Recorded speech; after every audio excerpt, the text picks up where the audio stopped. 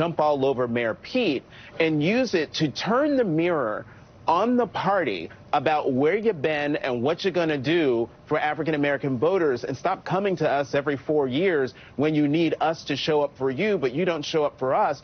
But that reflection in the mirror was not just the Democratic Party, it was also to the media. The media plays into that narrative, going to the black churches just before primary day, or going to the black churches the weekend before the general election to do the big souls to the polls and hand-wringing about will they come out and will the person lose the election because the black vote doesn't come out. The press also has a responsibility, as the Democratic Party does, to look at the African-American community, not just around election time, but every time, every day. Because as Tiffany has been saying on this show and every platform she's on, we are becoming the majority in this country. The country is looking more and more like us. So when will our stories, our views, the complexity and nuances of our views be reflected in the media that's being reflected back to us? Yeah, and Glenda, I know that, Higher Heights has endorsed Kamala Harris, but you can speak about this in broader terms too, because I know that Higher Heights, that you were among those who was quite critical of the Democratic Party for this. And the Democrats should, take the L on this, that they have tended to chase after the voters Lyndon Johnson had rather than the voters that Barack Obama has, right? And it seems to be a kind of a fixation, down to do they do voter registration on a massive scale? It looks like Mayor Bloomberg is going to do it instead of the party. It is a thing. What do you think? Yeah, I think, the Democratic primary process doesn't center the very voters that will decide the election, right? So we are, focused on states that don't look like the electorate, as diverse as the electorate is, and that the early states are setting the pace. And also setting the pace as it relates to the polls, and, allowing polls and the debate schedule and now these monthly debates to shape who is electable. And I think this election cycle, more than ever, Black women are going to demand a return on our voting investment, and that is going to be in the form of policies that we care about, and frankly, that we are supporting and investing in candidates that look like us, that should be perceived as electable, because they are, in the way that we will not only come to the polls and vote for the next president, but also vote Black women up and down the ballot across this country. Right, and Latasha, you work in the grassroots on this, right? And Black women are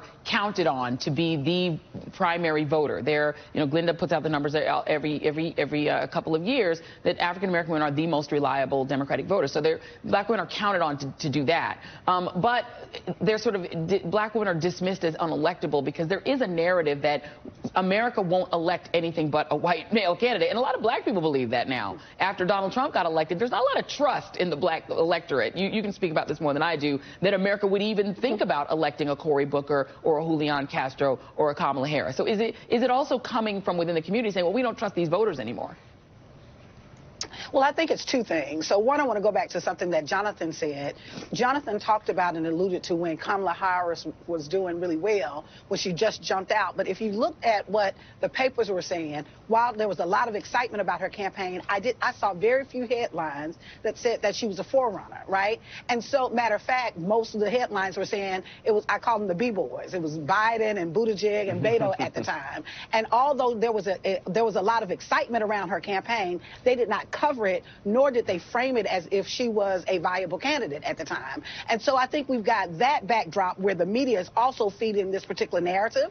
And I do think that historically, we have had in this country this idea that this particular election, we just need this white male candidate to save us. And I think ultimately we're asking the wrong question. If the question is being driven by this idea of who can beat Trump, that's one piece, but I don't think that that's the question. The question is who will inspire and motivate voters. 45% of the population in this country are not actively voting. What Barack Obama was able to do was he was able to build this broad-based coalition and excite and ignite the base. And that's what we're looking for, that as the electorate shifts and change, we're looking for candidates that reflect our interests. And that's ultimately, I think, the question that's going to drive Black voters. Yeah, let me really play the other person, I think, who's gotten fairly well ignored in the campaign, and that is Cory Booker. And this is what he had to say this week. Oh, it's full screen. I'll read it. So Huffington Post, he said he talked about being a Rhodes Scholar as well, because he is also a Rhodes Scholar, as is Pete Buttigieg. Huffington Post searched mentions in U.S. publications for 2019, finding that news outlets cited Buttigieg's Rhodes Scholarship 596 times, but Booker's only 79 times. They're both very educated. Julian Castro is obviously a very educated candidate. Yeah. Tiffany, they don't all get, and they're all really smart. Like, this is the whole thing. I mean, they're all smart people, but they're not all spoken about the same way. This is just the truth. Watch whiteness work. This is literally how media operates, and it is incredibly frustrating. I'm at the point where we got to call a thing. And when you look at that, when newsrooms look at that, when decision makers look at that, how do they see this slate and not see anything wrong? They can see a panel of all white people. They can see a slate of programming of all white people and don't see the gaping holes. They don't see that you are losing voters, you are losing viewers, you are helping to dumb down an American electorate and further drive wedges in this country.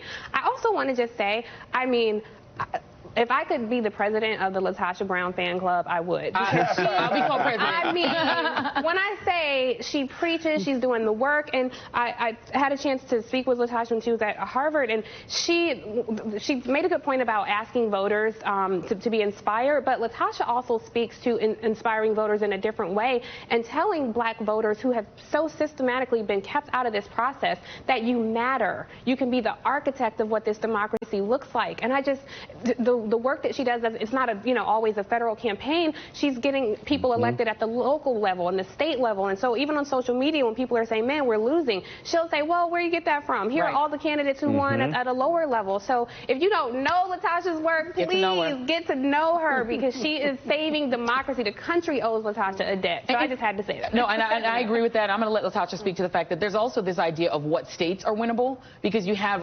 candidates running against Lindsey Graham, running against Mitch McConnell, including one African-American and one woman running against Mitch McConnell. We have a black man running against Lindsey Graham. But people write off these southern states as unwinnable, forgetting that Alabama ever happened. Your thoughts? Absolutely. And, one, I just want to thank my sister Tiffany, who I always am interested to hear what she has to say, because she grounds her comments in what she really believes. And so ultimately what I think is, when we're looking at what is possible, right? Nobody thought that Alabama was possible. I remember when the Alabama election happened, I had a reporter to call me the day before the election to get a quote from me about why there was going to be low black turnout. Of course, I told him to call me the next day, and I never heard from him again. But also, when you're looking at these recent wins, if you're looking at what happened in Kentucky, if you're looking at what happened in Virginia, if you're looking at what happened into Louisiana, Louisiana is a deep red state that was able to retain a black governor primarily because of the high black turnout, right? And so we have to look at the possibilities of what does it mean that we've got to do the work on the ground and really be able to speak and connect to those voters that really going to make the difference. We, the people, if we're looking in this idea of American democracy, we've got to say democracy. It won't be the Democratic nominee. It won't be the Republican nominee. That even within politics, even Congress has not demonstrated the kind of courage that says that they really believe in democracy. That's why we, the people, have to really shift this paradigm of doing the work. It's going to take us and our turnout and the work we do on the ground. And Glenda, it's going to take voter registration. I know I harp on this constantly.